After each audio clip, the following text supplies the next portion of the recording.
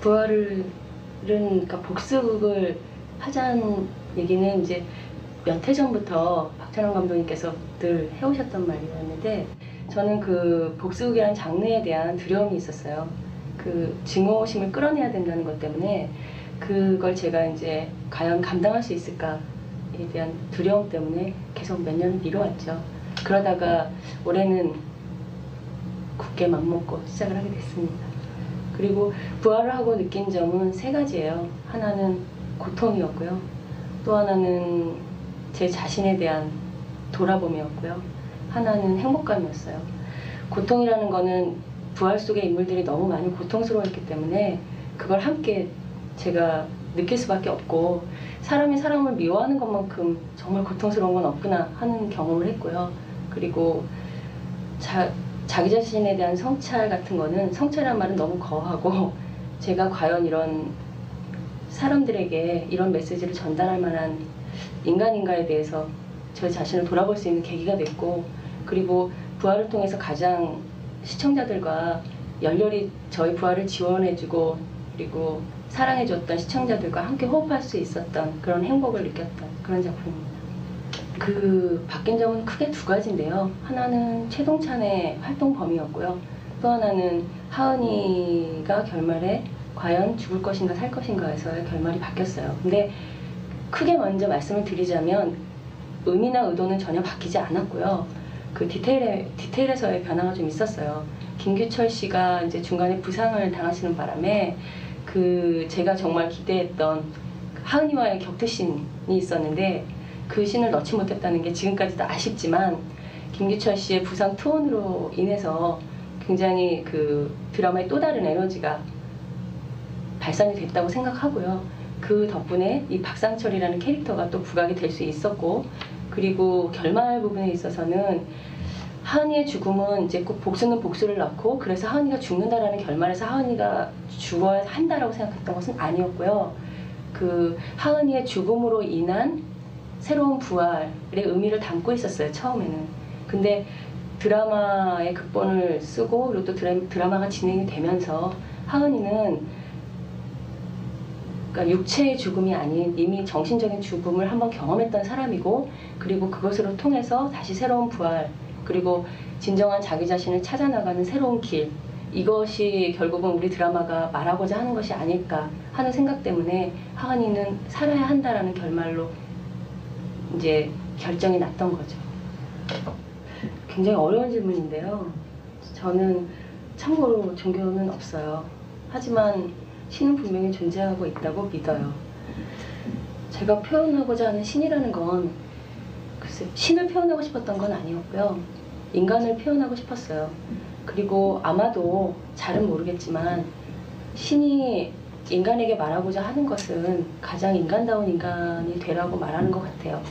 그래서 아마 그 사람 안에, 인간 안에 모든 신의 모습은 다 갖춰져 있지 않은가 하고 생각하기 때문에 인간이 살아가면서 인간다움을 잃어버리는 것을 찾아가는 것, 그것이 어쩌면 신이 말하고자 하는 그 인간의 가장 가치가 아닌가 하는 생각이 들어요.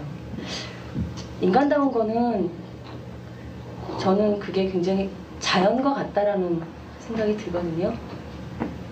그 자연과 같다는 건 신과 이제 인간의 관계에 있어서도 그 제가 굳이 관계를 표현하자면 자연과 인간의 관계인 듯해요. 그러니까 가장 자기 자신한테 솔직할 수 있고, 그리고 가려져 있는 것들, 가식적인 것들을 다 벗어던지는 것. 그래서 어찌 보면은 마음을 내려놓는 것이죠. 그러니까 뭐 자기 안에 있는 뭐 어떤 모든, 그러니까 증오심, 미움, 아니면 사랑조차도 그런 것도 이제 다 내려놓고 그 텅 비어가는 것이 저는 가장 인간다운 것 같아요. 그러니까 채우는 것이 아니라 텅 비어가는 것. 그것이 어쩌보면 그래서 자연과 또 같다라고 말하는 건데, 그것이 가장 완벽하게 채워져 있는 인간의 모습이 아닐까 그런 생각이 듭니다. 하은이가 그런 대사를 해요. 그러니까 지옥을 경험해본 사람은 아무것도 무서울 게 없다라는 말을 하는데요. 천사장은 바로 이런 지옥을 경험해본 사람이에요. 그러니까 짤막하게 천사장의 이력을 얘기하자면 아무것도 실패해본 적이 없고, 그리고 마이더스 손이라고 불릴 만한 엄청난 그 펀드계에서는 아주 유명한 펀드 매니저였어요. 근데 이제 이 사람은 굉장히 오만했죠. 오만과 자만으로 가득 찼던 사람이었는데 자기 주변에 이제 약자를 한 번도 돌아본 적이 없던 이 사람이 자기 부인과 자식이 자신한테 투자했던 투자자인데 이 투자자가 굉장히 평생을 모아서도 모을 수 없는, 남들이 보기엔 굉장히 작은 돈이지만 이 사람한테 굉장히 큰 돈을 투자했고 그 돈을 이 사람은 그냥 아주 쉽게 날렸어요. 천 사장은. 근데 한 번도 염두에 두지 않았어요. 그리고 이 노동자에 의해서 부인과 자식은 교통사고로 사망을 해요. 그래서 천 사장은 하은이하고 똑같은 복수심을 키워왔어요. 그런데 이 노동자는 자살을 했어요. 이런 상황을 겪으면서 천 사장은 그 지옥을 경험한 뒤에 오는 담대함과 관용이 생긴 거거든요.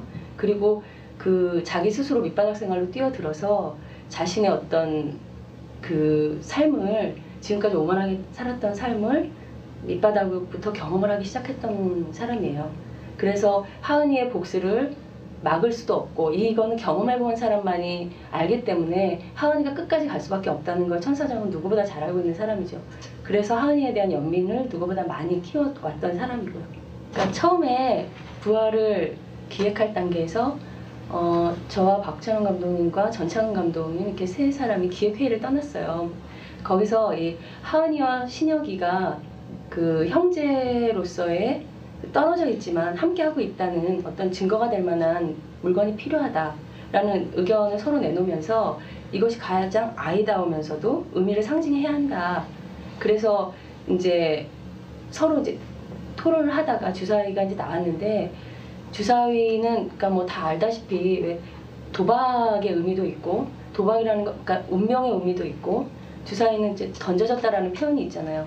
그러니까 어떤 숫자가 나올지도 아무도 알 수 없는 그런 어떤 운명적인 의미를 함축하면서도 가장 아이다운 도구였어요. 그리고 이 주사위에 더 많은 의미를 부여했던 건 그 뒤에 이제 감독님이 어떤 색깔의 의미라든가 숫자의 의미라든가 이런 것은 감독님이 의미를 부여해 넣으셨고요. 처음 설정할 때는 단순한 어떤 주사위가 갖고 있는 의미에 저희가 이제 집중을 했었죠. 그리고 더 많은 의미들은 그 뒤에 담겨졌던 거예요. 예. 김희아라는 인물이 살 수밖에 없는 이유는 어머니이기 때문이에요. 그러니까 이 사람은 죽는 것보다 사는 선택이 훨씬 더 괴로웠을 거예요.